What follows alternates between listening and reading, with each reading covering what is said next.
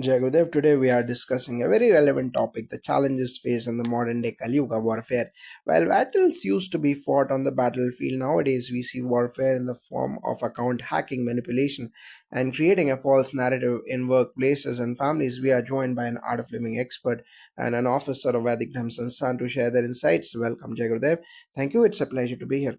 Namaste. It's an honor to speak on such a significant topic. In the context of Kali Yuga, warfare seems to have evolved. Instead of physical battles, people now face psychological and digital challenges like account hacking and manipulation. How do you think these modern day attacks compare to traditional warfare like in the Mahabharata? You're absolutely right. In today's world, the warfare we face is more subtle. It's not about armies on a battlefield, but rather about deception, manipulation, and even hacking into digital lives. The modern day Abhimanyu doesn't fight with weapons, but with technology, and the Chakravyuh takes the form of a web of false narrative and conspiracies. However, the core principles remain the same: truth, dharma, and resilience. Just as Abhimanyu was trapped in a Chakravyuh, people today get trapped in conspiracies or cyber attacks.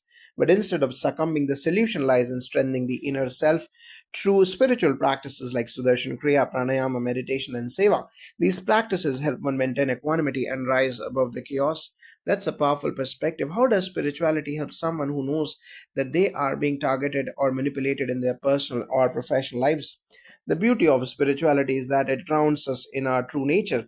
When someone is aware that they are being targeted, be it in the form of hacking, false narratives, or manipulation, it can create a lot of fear and paranoia. But the modern day Abhimanyu can take a different path.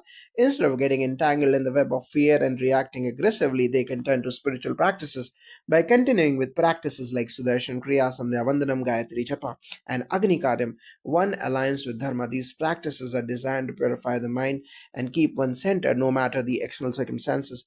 It helps the individual to let go of the need to control the situation or seek revenge and instead trust that karma will take its course. That makes sense. So, would you say that in such situations, it's better to focus on one's inner growth rather than external retaliation, even if one knows the names of the conspirators? Absolutely, knowing the names of the conspirators or orchestrators of such a Chakravyuh can create a strong desire for retaliation, but retaliation only adds fuel to the fire. But what modern day Abhimanyu needs to do is focus on his inner strength. When you continue your satsang, seva, pranayama, and meditation, it creates a shield of positivity around you that no external force can penetrate. Look at Gurudev Shri Ravi Shankar Ji during the Delhi World Culture Festival in 2016. Despite facing political, media, and environmental opposition, Gurudev didn't lose focus.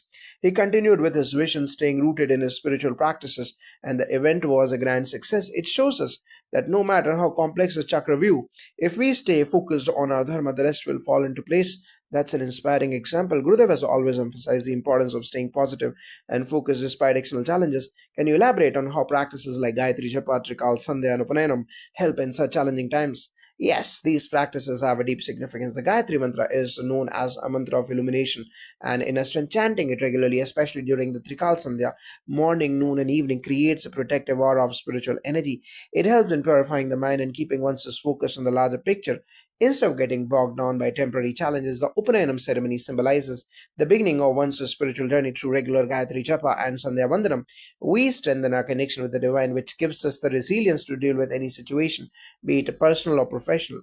It sounds like modern day challenges are best dealt with by staying consistent in spiritual practices and allowing karma to take its course. Exactly, while it may be tempting to react to conspiracies or manipulations, the higher wisdom is to continue with your spiritual practices like Sudarshan Kriya, Pranayama, Satsangs, and the daily rituals of Sanatan Dharma help us stay in a state of surrender and trust in the end karma will take care of the people behind the chakra view.